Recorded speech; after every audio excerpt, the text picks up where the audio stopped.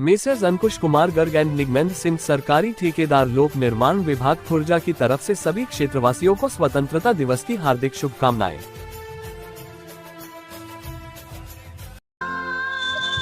मैं Madhu Kumar Singh Rana, deputy commandant retired from Border Security Force, police medal for meritorious service by the President of India. आप सबको 79वें स्वतंत्रता दिवस की इस पावन अवसर पर बहुत बहुत शुभकामनाएं और बधाई देता हूं। आज हमारा देश प्रगति के पथ पर है।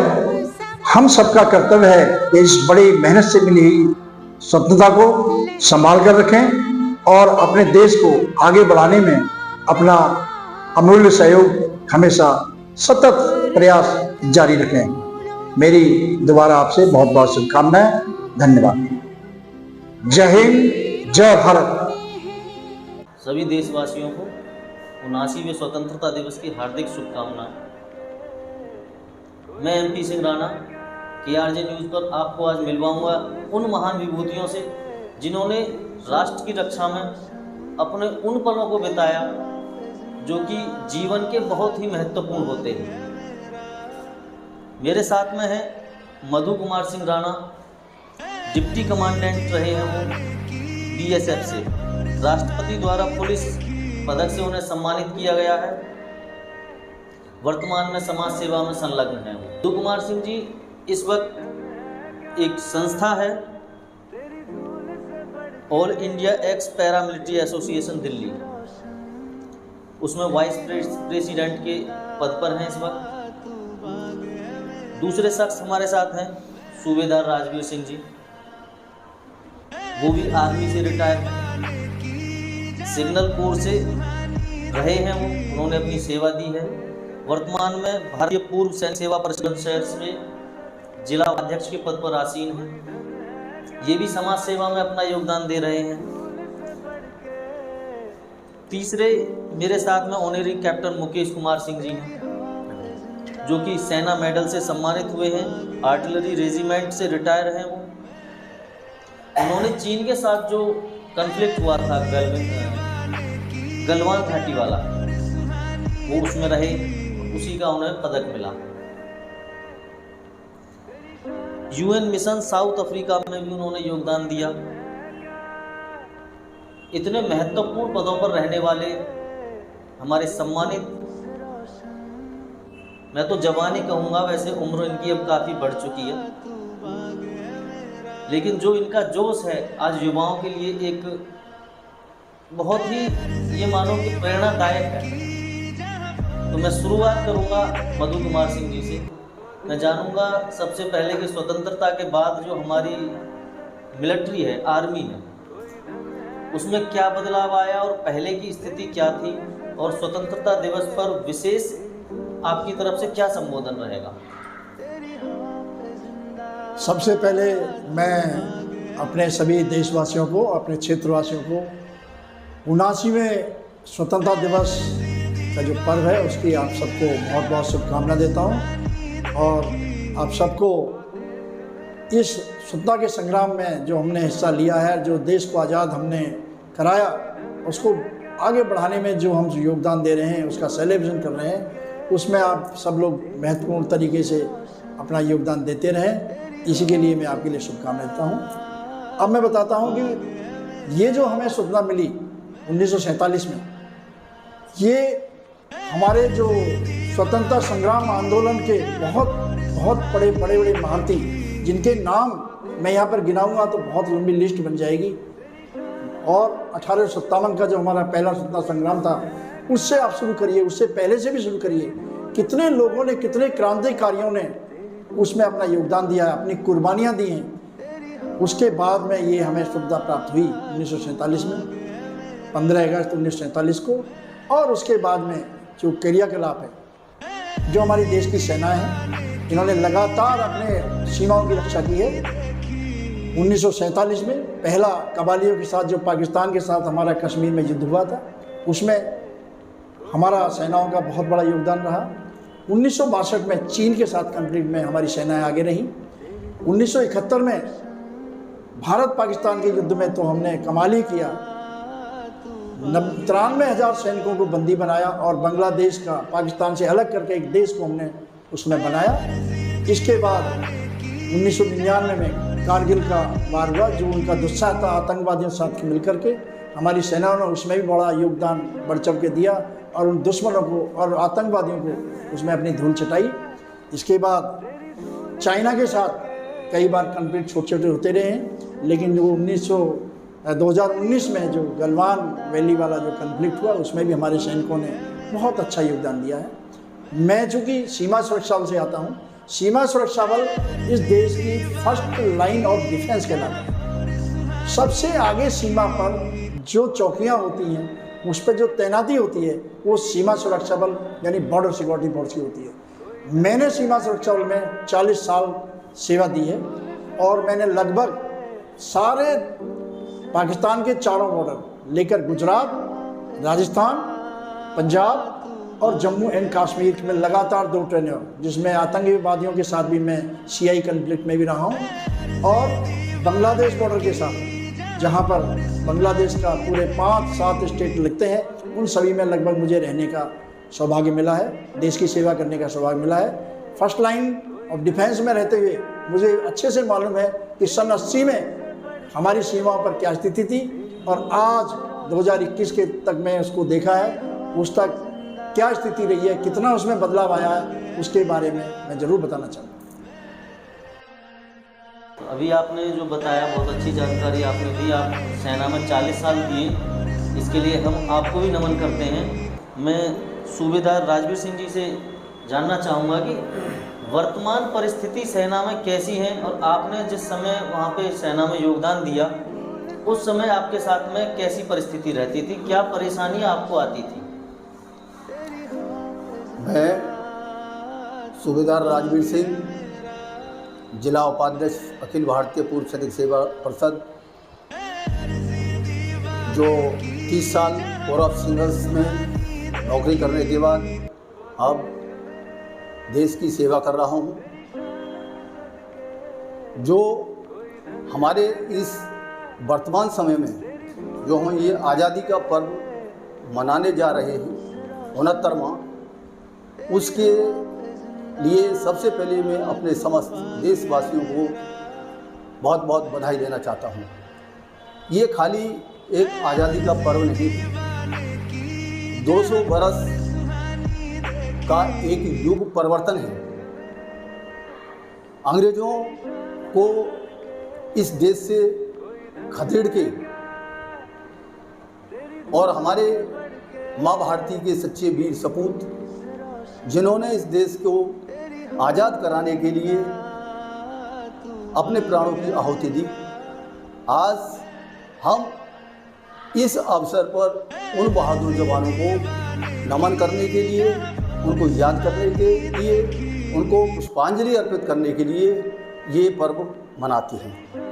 रहा सवाल भारतीय सेना का, भारतीय सेना आज़ादी के बाद से लेके आज तक इसमें बहुत बदलाव आए हुए हैं। जिस समय हम भारतीय सेना में भर्ती हुए थे उस टाइम से लेके अभी तक, चाहे तो आप उस टाइम हमारे पास में एक SLR हुआ करती थी, SLR से हम युद्ध लड़ा करते थे। हमारे पास उस टाइम पहनने के लिए एक जो इक्विपमेंट होता था, वर्दियाँ जो होती थी, बूट जो होते थे, वो इतने हमारे पास मतलब पर्याप्त मात्रा में नहीं थे। जिस कंडीशन में सियाचिन ग्लेशियर के अंदर भी हमने नौकरी करी है, -55 तक की जो है फॉरवर्ड पोस्टों पे, सियाचिन ग्लेशियर के अंदर 62 किलोमीटर का लंबा एरिया जो कि भारतीय सेना उसकी देखभाल करती रहती है। और ये जो हमारा सियाचिन ग्लेशियर का सबसे लंबा क्षेत्र है, शायद विश्व में इसे बड़ा दूसरा कोई क्षेत्र सियाचिन ग्लेशियर का नहीं है, जहाँ पर हमारी भारतीय सेना आज तैनात है। आपने सेना की हमारी की उस समय की जो परिस्थिति उसके बारे में जानकारी दी। अब मैं जो गलवान घाटी इंसिडेंट ज़्यादा पुराना नहीं है, उसमें जो आपने अपना महत्वपूर्ण योगदान दिया, जिसके लिए सेना क्या मुख्यतः आपको जो रक्षा मंत्रालय ने पदक दिया वो एक सराहनीय है और बहुत ही सम्मानपूर्वक है। तो मैं मुकेश कुमार जी से पूछूंगा कि उस समय आपकी कैसी स्थिति थी जब वहाँ पे चाइना से ये स्थिति बनी हुई थी, चाइना के सैनिक हमारी ओर आ रहे थे या हमारे लोग कहाँ तक उनके क्षेत्र में पहुँचे, क्या था वो पूरा मामला? सबसे पहले मैं ऑर्डर कैप्टन मुकेश कुमार सिंह, सेना मेडल, 89वें ये जो हमारा आज देश के लिए स्वतंत्रता दिवस मनाया जा रहा है, 79 में स्वतंत्रता दिवस पर अपने देश के समस्त जवानों को, अपने समस्त देश के परिवारों को मैं बधाई देता हूँ। जैसा कि पूछा गया है कि मैंने जब ये गलवान युद्ध हुआ तो हमारा क्या योगदान हुआ। गलवान युद्ध में हमारी रेजिमेंट ऑफ आर्टिलरी को गलवान में डिप्लॉयमेंट होने का आदेश मिला, जहाँ की आप जानते हैं कि उस समय वहाँ पर जाने के लिए रास्ता भी सक्षम नहीं थे। हमारी गनों को ले जाने के लिए मैं BM-21 ग्राड रॉकेट रेजिमेंट से बिलीव करता हूँ। वहाँ पर गन चढ़ाना भी मुश्किल था, लेकिन हमारे कमांडिंग अफसर के आदेश और उनके सुचारू रूप अच्छे दिशा निर्देश के द्वारा हम वहाँ पे पहुँचे और हमने अपना आर्टिलरी का महत्वपूर्ण योगदान गलवान में दिखाया, जिससे कि अंत में हमको वहाँ पर एक तरह का सब प्रकार से कब्जा मिला और हमारे को जो सुविधाएं थी वो वहाँ स्टार्टिंग में कुछ भी नहीं थी। ना ही तो रहने के लिए कोई शेल्टर थे, ना कोई बैंकर थे, किसी प्रकार की कोई सुविधाएं नहीं थी स्टार्टिंग में। लास्ट में तकरीबन 1 महीने के दौरान क्लोथिंग से लेके खाने पीने की राशन से लेके सारी सुविधाएं हमारे को प्रोवाइड की गई और हमारी जो मेहनत उसके आधार पर हमको वहाँ पे विजय मिली। जैसा कि बताया, मेरे को सेना medal district Shopian commander Shahjahan Ahmad Mir को मैंने ऑपरेशन गेंद में आमने सामने की 10 मीटर की दूरी से किल किया था, जिसमें कि जिसके आधार पर मुझे सेना मेडल मिला। अच्छा, उस समय जब आप युद्ध की एक स्थिति में थे तो क्या महसूस हो रहा था? क्या अपने परिवार के लोग भी याद आ रहे थे या आपको केवल वहाँ युद्ध ही दिख रहा था, दुश्मन ही दिख रहा था? कैसी स्थिति थी? जब हम युद्ध के लिए जाते हैं, हम एक सैनिक हैं, युद्ध के लिए जाते हैं तो हमको परिवार अपना पीछे छोड़ना होता है। अगर परिवार को साथ लेके चलेंगे, परिवार की हम फिक्र रखेंगे तो हम युद्ध नहीं लड़ पाएंगे। परिवार को पीछे छोड़ के हमारा एक ही दिशा होता है, वो है हमारा देश। हमारा देश सर्वोपरि, सबसे पहले हम अपने देश के लिए कुर्बान होने के लिए तैयार हो जाते हैं और हमें अपने परिवार की कोई चिंता नहीं होती है। हमारे परिवार को हमारा देश देखेगा, हमने देश को देखना है। ये कितनी बड़ी, जैसा भी बताया मुकेश कुमार जी ने कि वहाँ पे जो स्थिति होती है, हमें सिर्फ वहाँ युद्ध को देखना होता है और देश सर्वप्रथम। ये फौज ही नहीं, मेरा मानना है कि प्रत्येक व्यक्ति, प्रत्येक भारतवासी जब ये सोचेगा कि देश प्रथम, तो शायद कोई समस्या हमारे सामने नहीं रहेगी और दुश्मन भी पीछे हटने में देरी नहीं लगाएगा, पीछे हटता चला जाएगा।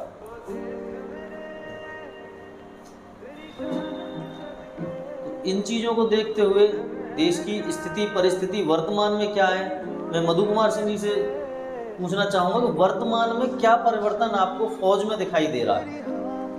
देखिए, मैं आपको सीमा का जो डिफेंस है, बॉर्डर डिफेंस जिसको बोलते हैं, मैं उसका बारीकी से आपको बता सकता हूँ कि सन 80 के आसपास गुजरात कच्छ का जो बॉर्डर है, वहाँ पर जो सीमा चौकियाँ होती थी, border Security force, border Security force आप समझिए कि सेना का दूसरा पार्ट होता है। सेना अलग है, सीमा सुरक्षा बल अलग है। तो उसमें सीमा के ऊपर जो चौकियां थी कच्छ के रण में 50 से लेकर 80 किलोमीटर पीछे थी और वहाँ से इतनी दूर से मैनेज किया जाता था। आज ये सीमा के 50 से कच्छ के रण की बात कर रहा हूँ मैं आपको, गुजरात में। इसी तरह राजस्थान में भी काफ़ी पीछे होती थी। आज स्थिति ये है कि हम जीरो लाइन जिसको बोलते हैं, जिस पर बॉर्डर पिलर बने होते हैं, उस बॉर्डर पिलर की लाइन से 200 मीटर पीछे हमारी फेंसिंग लगी हुई है और ज़्यादातर इलाके में पक्का रोड बना हुआ है, जहां हम पैदल गाड़ियों से, व्हीकल से, यानी या जानवरों से, ऊँटों से या घोड़ों से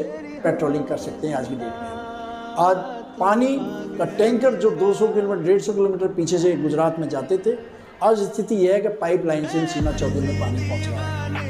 इसका मतलब ये है कि पहले के मुकाबले आज में बॉर्डर की सुविधाएं, रहन सहन, बैरक्स और वेपनरी, सबसे जो मुख्य चीज़ है वो है हथियार। आज मॉडर्न हथियार आ चुके हैं हमारे पास, एक से एक अच्छे हथियार हैं, एक से अच्छी टेक्नोलॉजी है जिसका उपयोग हमारे जो बल हैं, सेना है या सीमा सुरक्षा बल है, सभी लोग सीमा पर कर रहे हैं। एक चीज़ और है, जैसे आर्मी को बुलाया जाता है, कोई युद्ध की स्थिति बनती है तो उससे पहले तो वहाँ BSF ही रहती है, सीमा सुरक्षा बल ही है।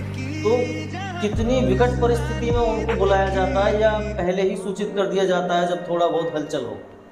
देखिए, बॉर्डर के ऊपर किसी तरह के जो नॉर्मल हालात हैं उनमें सीमा सुरक्षा बल ही सीमा चौकियों में तैनात होता है, जो सीमा से, बॉर्डर से सिर्फ 200 मीटर, कहीं 250 मीटर, कहीं 300 मीटर पर उनकी चौकियाँ 2-2, 4-4 किलोमीटर के अलग अलग जगह के हिसाब से बनी होती हैं। वो उनमें प्रॉपर डिफेंस होता है और वो परमानेंटली वहाँ पर रहती है। युद्ध के हालात, जैसे अभी हम ऑपरेशन सिंदूर की बात करते हैं, तो ये ऑपरेशन सिंदूर प्योरली सीमा सुरक्षा बल के द्वारा और एयरफोर्स यानी सेना के द्वारा लड़ा गया। एयरफोर्स ने बड़ा डीप में जाकर के वहाँ पर स्ट्राइक की और बॉर्डर जितना भी था, बॉर्डर की बेल्ट जितनी थी, J&K को छोड़ करके जो जम्मू का इलाका है, पंजाब का इलाका है, राजस्थान का इलाका है, इनमें जितना भी ऑपरेशन हुआ वो सारा का सारा सीमा सुरक्षा बल ने किया।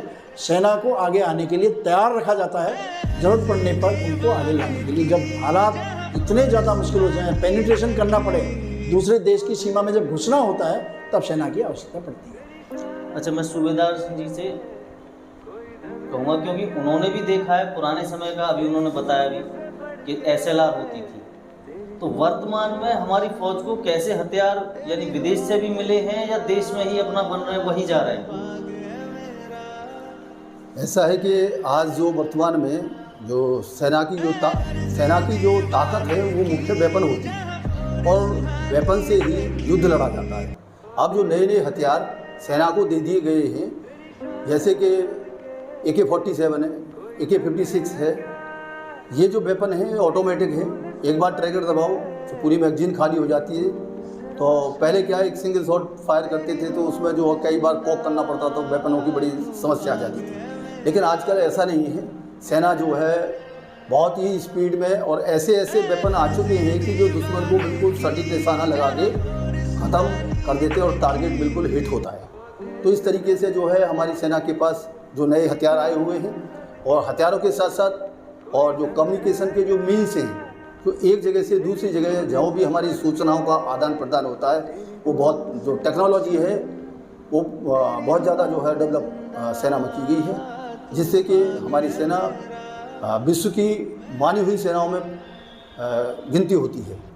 और जो हमारी सेना का जो मुख्य काम है, जैसे कि आप देख रहे हो कि पहले सियाचिन ग्लेशियर का इलाका होता था, वहाँ चढ़ने में बड़ी परेशानियाँ होती थी वेपन की, इस तरीके की, और वहाँ आज जो हमारी सेना है वो बड़ा सफल ऑपरेशन करने में कामयाब हो जाती है। 1999 के बाद बहुत सुधार हुए हैं। 1999 में बोफोर्स तोप ने अपना एक करिश्मा अलग ही दिखाया था, जिसकी सपोर्ट से हमारी भारतीय सेना उन नापाक पाकिस्तान की जो हरकतें थी उनको विफल करके उन पहाड़ियों के ऊपर चढ़े हुए थे। जैसे कि हमारा जिंदा जागता एक उदाहरण जनपद बुलंदशहर का है, जैसा हमारा वीर भूमि बुलंदशहर है। यहाँ के योगेंद्र यादव जो कि 16 गोली लगने के बाद आज जीवित हैं और परमवीर चक्र वो जनपद बुलंदशहर के खाते में मिला हुआ है। ऐसे वीर और अनेकों हैं यहाँ पर, देखिए सेना मेडल से अति विशिष्ट सेना मेडल, वीर चक्र, शौर्य चक्र कीर्ति चक्र, अशोक चक्र, यहाँ तक कि हमारे खुर्जा तहसील के अंदर अशोक चक्र विजेता तक मौजूद है। स्वतंत्रता दिवस पर जो हमारा ये कार्यक्रम चल रहा है, 3 महान विभूति जो राष्ट्रभक्त हम उन्हें कहें तो मेरे ख्याल से ये और छोटा हो, इससे बड़ा भी अगर कोई शब्द है तो वो हम इनके लिए उपयोग करेंगे। तो मैं कार्यक्रम के अंतिम क्षणों में सभी तीनों महानुभावों से एक एक करके पूछना चाहूँगा कि हमारे जो स्वतंत्रता दिवस पर है, इस पर आपकी तरफ से जनता के लिए क्या संदेश है? बहुत मुश्किल से ये आज़ादी मिली है। 200 साल की लड़ाई के बाद 1947 में हम आज़ाद हुए, अब तक हम संभाल के ला रहे हैं। तो मैं यही कहना चाहूँगा, लाए हैं तूफान से कश्ती निकाल के, इस देश को रखना मेरे देशवासियों संभाल के। जय हिंद। जैसा कि सेना का एक मोटो है, नाम नमक निशान, मैं अपने देशवासियों से अपील कर रहा हूँ कि इस देश के अंदर आज जो हालात हैं, उन हालात को मद्देनज़र रखते हुए इस देश को सर्वप्रथम, राष्ट्र जैसे सर्वप्रथम होता है उसी तरीके से अपने परिवार को पीछे छोड़ के राष्ट्र को प्रथम श्रेणी में रखना है। जय हिंद, जय भारत, भारत माता की जय। मैं सभी देशी वासियों से यही निवेदन करूंगा कि राष्ट्र सबसे ऊपर रखें और जो हमारे को आज़ादी मिली है इसको बनाए रखें। जय हिंद, जय भारत। देश में फौजियों के लिए जो सम्मान दिया जाता है वो भी एक अभिभूत करने वाला क्षण होता है, और मैं अपने चैनल के माध्यम से सभी देशवासियों को संदेश भी देना चाहूँगा और उनसे कहना चाहूँगा कि जहाँ भी कोई हमारा सैनिक आपको दिखाई दे तो उसका जोश बढ़ाएं, उसके सम्मान में एक बार उसके लिए जय हिंद ज़रूर बोलें, जिससे कि उसका भी हौसला बढ़े और जो वहाँ आसपास लोग होते हैं उनको भी ये संदेश जाए कि हाँ, कोई एक राष्ट्रभक्त हमारे पास से जा गुजर रहा है। तो ये 79वां स्वतंत्रता दिवस आप मना रहे हैं, लेकिन इसमें देखने वाली ये चीज़ है कि 200 साल हम बोलते हैं, क्या 200 साल ही हम गुलाम रहे? जबकि हम गुलाम शब्द के ही खुद गुलाम रहे हैं, यानी गुलाम वंश कह सकते हैं हम। पूर्व में हमारे यहाँ सिर्फ सनातन था, उसमें विदेशी आक्रांत था, मुस्लिम भी आए।